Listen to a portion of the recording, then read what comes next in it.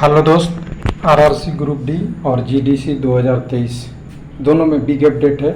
और दोनों अपडेट कहें तो आप कह सकते हैं कि ग्रुप डी के ही रिलेटेड है। पहला ग्रुप डी वो कैंडिडेट जिनका आगे प्रोसेस या सेकंड डीबी या थर्ड डीबी का वेट कर रहे हैं, और दूसरा जिन्होंने ज्वाइन कर लिया था उन्हें जीडीसी का मौका नहीं मिला है कुल मिला के कहें। और इसका कारण है 2 ईयर प्रोबेशन, और उनको न्यू कैंडिडेट को उम्मीदवारी रद्द कर दिया गया है। और सब में कारण यही लिखा हुआ है। मैक्सिमम लोगों का 2-4 का तो अलग अलग कारण हो सकता है। और कह सकते हैं एक आरआरसी केवल सिकंदराबाद में 5000 के आसपास कुछ देखिएगा कैंडिडेट का, उनके कैंडिडेटों का कैंडिडेचर कैंसिल हुआ है।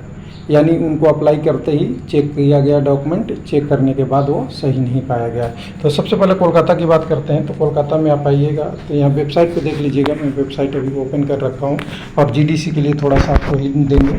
यहाँ पे हम अगर बात करेंगे तो यहाँ पे जो पैनल आया है वो पहले पैनल दे दिया गया था। उन पैनलों में से 11/9 को 40 कैंडिडेट को फिर से एलटीआई के बारे में बात किया गया है। अब देखिए लिखने से तो यहाँ क्लियर लिखा हुआ है कि document of 40 candidate of empanelled candidate who have been allotted Asansol division भी अलॉट हो गया था, उनको अब क्या कर दिया गया है, रीवेरीफाई कर दिया गया। और रीवेरीफाई करने के बाद आसनसोल में पाया गया कि इनके एलटीआई मैच नहीं कर रहा है। उनको 15/9 को एक बार फॉर्मेलिटी के लिए मैच करने के लिए बुलाया गया है। अब पैनल भी जारी हो गया तो डॉक्यूमेंट वेरिफिकेशन में हो जानी चाहिए थी, या कुछ लिखने में गलती है, ये भी हो सकता है। लेकिन जो लिखा हुआ है उसके बारे में बात करते हैं। तो यहाँ पर देखिए रजिस्ट्रेशन नंबर के हिसाब से टोटल अगर देखेंगे तो ये टोटल 40 कैंडिडेट का लिस्ट है।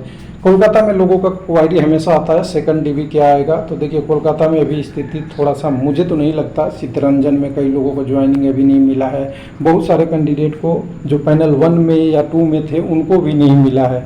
तो देखिए कोलकाता का भी प्रोसेस स्लो है, लेकिन हाँ मैं कहूँगा सेकंड डीबी आएगा।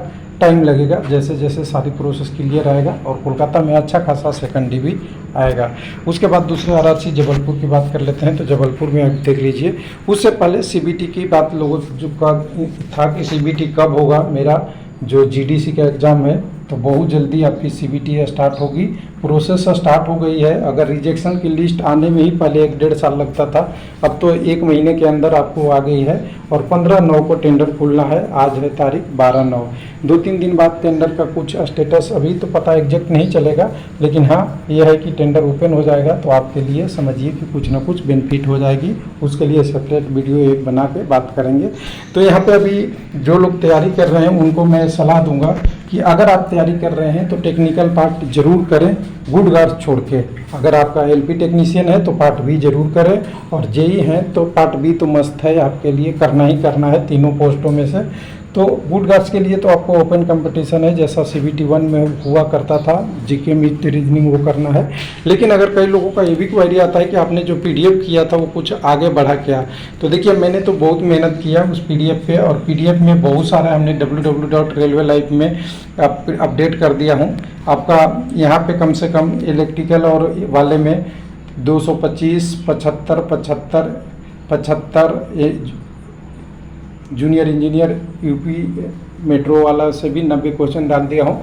यानी क्वेश्चन मैं डालते जा रहा हूँ, बढ़ाते जा रहा हूँ। जिनको कैंडिडेट को अगर नहीं पता है कैसे क्वेश्चन आते हैं, किस पैटर्न पे आएंगे और कैसे प्रिपरेशन करना है, उसका बेसिक इसमें है क्वेश्चन देख के। और क्वेश्चन आपको हिंदी इंग्लिश में मिलेगा, इसलिए आपको थोड़ा सा एक साथ ऑप्शन भी हिंदी में इंग्लिश में। उसी तरह अगर टेक्निकल स्टेज आपको मैकेनिकल वाले हैं तो इसमें अभी थोड़ा कम है, 75, 75, 75, 75, 75, यानी 5 सेट हम अभी तक डाल चुके हैं। टर्नर का, हीट इंजन का, रिफ्रिजरेंट कंडीशन का, मैकेनिकल का, और ये सारे टॉपिक का। उसके बाद इलेक्ट्रॉनिक्स वाले में अभी तक हमने 2 का डाला है, 2 को कहेंगे 3 हो जाएगा। एक इलेक्ट्रॉनिक्स मैकेनिक एलपी टेक्नीशियन का, दिल्ली मेट्रो का, इलेक्ट्रॉनिक्स मैकेनिक का 2012 का बहुत इंपॉर्टेंट और बेसिक टॉपिक है टेक्नीशियन के लिए। और उसके अलावा 96 क्वेश्चन आपको डाल दिए हैं डीएफसीसीआई एग्जीक्यूटिव का। अब डीएफसीसीआई एसएनटी में जूनियर एग्जीक्यूटिव वाला क्वेश्चन डालना है, उस पर लगा हूँ। ये 1 वीक में करीब इसको डाल दूंगा। तो इलेक्ट्रॉनिक्स, इलेक्ट्रिकल और मैकेनिकल तीनों सेक्शन का लगभग क्वेश्चन मैं करने की कोशिश कर रहा हूँ। हालांकि टाइम लग रहा है, हर प्रश्न को टाइप करना, फिर हिंदी में उसके साथ कोरिलेट करना, फिर उसको पीडीएफ में आंसर देना, फिर बहुत थोड़ा सा लंबा प्रोसेस है तो कर रहा हूँ, उसको जितना हो सकता है, अगर आपकी ज़रूरत है तो देख लीजिएगा। अब जबलपुर की बात करते हैं, तो जबलपुर में अगर देखें तो जबलपुर में आपको नोटिस आया है फिर से जो कैंडिडेट का, हालांकि ये नोटिस उन कैंडिडेटों के लिए है जिनका भी डॉक्यूमेंट से रिलेटेड इशू था और किसी का पैनल से रिलेटेड था, उनके लिए है। तो ये लिखा हुआ है, हर में अब थोड़ा थोड़ा अलग तरीके से लिखा हुआ आता है, तो आप समझेंगे तो बहुत अलग सा दिखेगा। तो जबलपुर में कह रहा है कि जिन कैंडिडेट को सत्यापन 1/14/6 से हो गई थी, आयोजित किया गया था, उक्त तिथि के दस्तावेज उम्मीदवार सत्यापन के दौरान ऐसे आवेदक जिनका बायोमेट्रिक नॉट वेरीफाइड था, उनको पुनः अंगूठा छाप या हस्तलिपि के लिए 21/6 को बुलाया गया था। यानी देखिए इधर भी ऊपर भी लिखा हुआ है कि ऊपर भी आपको कब से कब तक हुआ था, 1400 से 6/3 तक। अब 21/6 को दोबारा बुलाया गया था। यहाँ पे निरस्त कुछ नहीं लिखा है, लिखा हुआ है कि अंगूठा से रिलेटेड जिनकी प्रॉब्लम थी उनको हस्तलिपि हेतु बुलाया गया था। अब कह रहा है कि अब अंगूठा छाप और चीफ एग्जीक्यूटिव प्रिंटर द्वारा प्रतिलिपि की जांच गवर्नमेंट ऑफ क्वेश्चन GRDA द्वारा की गई। प्राप्त रिपोर्ट के अनुसार इन अभ्यर्थियों को मेरिट, समुदाय, जाति इत्यादि के आधार पर योग्य पाए जाने पर चयनित किए जाने का विचार किया जाएगा। अब इसके हिसाब से तो ये बनता है कि इन लोगों का जांच किया गया सही है, लेकिन अब यहाँ लिखा है कि अगर जगह हो रहेगा विचार किया जाएगा, आगे लगेगा। ये 9 तक का और 10, 11, 12 का भी है। तो एक बार आप RRC के कांटेक्ट में रहिएगा। ये आपको 12 कैंडिडेट 13 कैंडिडेट का ये है स्टेटस, यानी आपको लगता है कि LTI वेरीफाई हो गया है फर्स्ट नज़र में और आपको आगे के पैनल में एडजस्ट किया जाएगा। फिर ध्यान दीजिए इसमें जो इशू है। अब आते हैं GDC वाले जो सिकंदराबाद का नोटिस है, देखिएगा कैसे क्या किया हुआ है। तो सिकंदराबाद में आप वेबसाइट पे आएंगे, 1 मिनट, साउथ सेंट्रल रेलवे का, तो पहले ही फ्लैश में आपको दिखेगा नोटिस फॉर कैंडिडेट रिजेक्शन का है, दी रिजेक्टेड कैंडिडेट फॉर GDC 2023, और ये सभी RRC पे लागू होगा। ध्यान दीजिएगा, एक RRC के लिए नहीं है।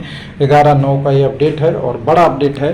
5488 कैंडिडेट को रिजेक्ट कर दिया और 5488 में से मैं दावा करता हूँ कि 5000 प्लस यानी 5200-5300 कैंडिडेट वो हैं जो इस वैकेंसी में अप्लाई किए थे, यानी ज्वाइनिंग किए। क्योंकि इससे पहले वाले जो किए होंगे, एक आध दो छोड़ दे अपवाद, कोई लेट ज्वाइन किया हो या उनकी लास्ट में पैनल आई हो, छोड़ के सभी 1/2019 वाले ही मैक्सिमम होंगे। और इनको सबको कारण लिख लिख के इन 12 लोगों ने, अलग अलग लोगों ने जांच किया। जांच करने के बाद इनको पाया कि इनमें जो कैंडिडेट थे, अब इनको इतने लोगों को उम्मीदवारी रद्द कर दी गई है और उसका रीज़न यहाँ पे लिखा हुआ है। अगर आपको रीज़न सही नहीं लगता है तो 15/9 तक आपको रिप्रेजेंटेशन देने का टाइम दिया गया है। यहाँ देख लीजिएगा, 15/9 तक आप रिप्रेजेंटेशन अपनी दे सकते हैं कि मैं सही हूँ या गलत हूँ रिजेक्टेड कैंडिडेट का। फिर इसके बाद आपको कोई अपॉर्चुनिटी नहीं दिया जाएगा। जो एक तरीके से कह सकते हैं कि एक GDC में पहले होता था कि रेगुलर एम्प्लॉय की बात की जाती थी, अब रेगुलर के साथ बिलासपुर ने जोड़ दिया कि 2 ईयर का प्रोबेशन क्लियर होना चाहिए, और कई सारे ने केवल प्रोबेशन लिखा था। अब यहाँ खुल के लिखा हुआ है कि 2 year probation is not completed. अब ये सभी में दिखेगा, जितने भी सारे कैंडिडेट होंगे सब में यही दिखेगा, एक आध दो छोड़ के, कि 2 year probation period not clear. और ये सभी ग्रुप D का ही मैक्सिमम होंगे। सारा कुछ असिस्टेंट लोगों से DSL वाले टेक्नीशियन भी हैं, लेकिन सबसे ज़्यादा ग्रुप D है और कुछ टेक्नीशियन भी हैं जो बाद में ज्वाइन किए होंगे। सबको 2 ईयर नहीं करने के कारण पूरे पेज देखिएगा तो उन्हीं से 2 ईयर से ही आपको लिखेगा, और पूरे 322 पेज में 2 year of probation, 2 year of probation, बस सब यही दिखेगा रिमार्क। तो कुल मिला के कहें कि एक थोड़ा सा अच्छा न्यूज नहीं है। जो कैंडिडेट इस बार बने थे उनको भी एक मौका देना चाहिए था, क्योंकि GDC में कंपटीशन होता है, और कंपटीशन होने के बाद अगर आपको 2 ईयर में मिलेगा नहीं तो ध्यान रखिए, टेक्नीशियन का बेसिक 18,000, LP आपका ग्रुप D का 18,000, सॉरी लेवल 1 का, और LP टेक्नीशियन का है 19,800 या कुछ ऐसा होता है, ध्यान में भी एग्जैक्ट मुझे नहीं फिट कर रहा है। मतलब 1-1,500 का बेसिक का अंतर है, और 1-1,500 आपको अगर 2 साल आप प्रोबेशन पीरियड पूरी कर लेंगे तो 2 साल में तो आपकी बेसिक लगभग इससे क्रॉस कर जाती है। बस पोस्ट मिलता है, बेसिक में कोई ज़्यादा अंतर नहीं पड़ता। हालांकि आगे के लिए फ्यूचर के लिए बढ़िया होता है, लेकिन एक इशू ये रहता है कि जल्दी प्रमोट हो जाए कैंडिडेट तो बेसिक भी कुछ बढ़े तो अच्छा रहता है। हाँ, हालांकि ग्रुप डी वाले से अगर कोई एनटीपीसी में असिस्टेंट गुड गार्ड्स बनेंगे या ट्रेन मैनेजर बनेंगे, उनके लिए तो बहुत बेनिफिट है। उनका लेवल 5 का जॉब है तो वहाँ तक तो बहुत जाने में बहुत टाइम लगता है लोगों को, तो उनके लिए जीडीसी है। लेकिन अब 2 ईयर लगता है कि सभी आरआरसी में यही क्राइटेरिया फॉलो करेंगे।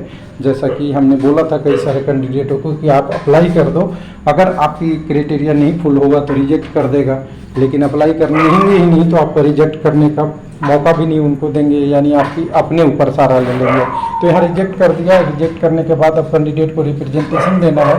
हालांकि रिप्रेजेंटेशन आपको वैलिड होना चाहिए तभी स्वीकार होगा। थैंक यू, धन्यवाद।